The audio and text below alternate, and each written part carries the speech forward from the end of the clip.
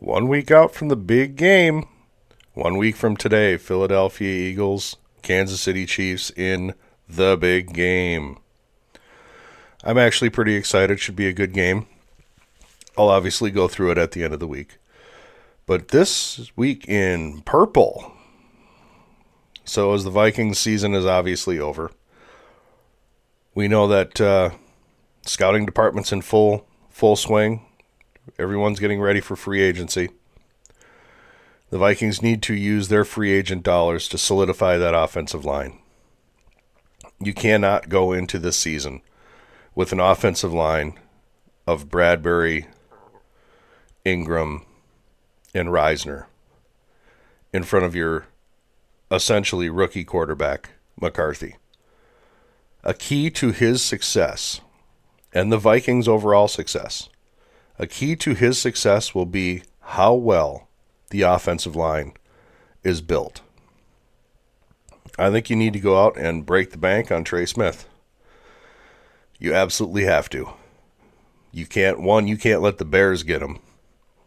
2, you need the best guard in football next to 2 of the best tackles in football to protect your rookie quarterback. My ideal world would be you get 2 guards. You get the Philadelphia Eagles guard and Trey Smith from the Kansas City Chiefs. And then perhaps either Bradbury does come back or that young fella from that we drafted this year, Jenkins or something. I forget his name offhand. I'm sorry. But either he comes in as your center or Bradbury's back or you try to find a veteran. But you get guards. You re-sign Murphy as your corner. Blackman's coming off injury. He should be pretty good. You add a little bit more cheaper free agency depth. You look for a good corner in the draft. Your goal in the draft should be a running back. You want a J.J. McCarthy awesome running back battery behind an offensive line meant to grind people into pavement. So as the Vikings go into this offseason here, and they're clearly in it, the re-signing of KOC was the first big good move. That had to be done. You needed him back. He is tied to the hip with J.J. McCarthy now. As long as J.J. stays healthy and goes out there and performs, I think we're going to be looking at something special. That puts it on Kwesi. Kwesi needs to go out and do just what he did in free agency last year and repeat it this year. He needs to go out and hit home runs right off the bat. Trey Smith is going to be the highest paid guard in the NFL, and he needs to be paid that from the Minnesota Vikings. A second guard. Preferably that giant fella from Philadelphia. Again, I can't remember his name. I was just out working on chickens. So, solidify that offensive line. Make it a ground-pounding pavement machine. We will grind you down into pavement. And then our quarterback will pick you apart as our running back runs it down your throat. I like the position of our defense. Yes, we do have a lot of holes.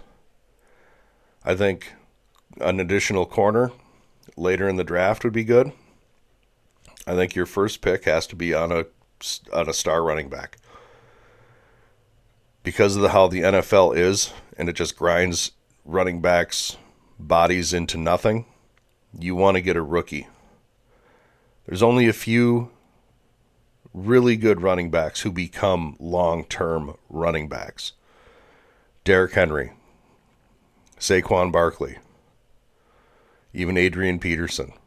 These are special players, special. And that's why they're so good. And they have more longevity than your average NFL running back. We need to think that we have a 5-year contract window, or a 4-year if he's a second rounder, to abuse this guy. I'm sorry, But that's just how the NFL is. We have 4 to 5 years, and then we take it from there. And I want those 4 to 5 awesome years to be behind an offensive line similar to Philadelphia's, then just grind you down, where a quarterback can just sit back there and pick you apart with star receivers on the other end of his perfect passes. It's an interesting offseason. There's a lot of cap room. We need to make sure we got a good quality backup for JJ. I'm for bringing back Daniel Jones. I think he'd want to stay. If his price tag is too high, you got to let him go. I wouldn't have an issue with Kirk Cousins coming back as backup quarterback as long as it's on the understanding that number 8, you are behind number 9. I think he'd even be game for that. He's already getting the bag from Atlanta. He's doing the Russell Wilson thing where he's getting the bag from Denver and went on to Pittsburgh. Could Russell Wilson be reunited in Las Vegas with Pete Carroll, the new coach of the Raiders? I don't know. I think there's going to be a surprise team out there for Darnold services. I, on this channel, have said a number of times that I think he's going to San Francisco. I am not backing down from that. If you think Brock Purdy is the answer, then you sign him to that mega deal. If you don't, this is your opportunity to walk away. San Francisco has a history of walking away. Ask Trey Smith. Not Trey Smith, I'm sorry. Trey Lance. Trey Lance. They picked him with the first round pick. They cut him just a couple of years later. So they're not afraid to make the big move. I still think we're going to see an unexpected contract that's going to get Sam Darnold about $45 million a year. I think his agent will go in and make the case that his offensive line failed him in that playoff game, especially Cam Robinson, 12 pressures. I think he's going to get a much bigger contract than people think. I think it's going to be with San Francisco, actually. I really do. I really do. Which would shake up the free agency market for quarterbacks in a way that hasn't been done in a few years. In quite a few years. Because Brock Purdy would then be out on the market. And then we'd see his value.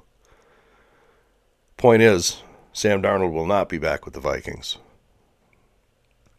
That money will be used for an offensive line that can go in and smash people's faces in on the road in the playoffs if needed.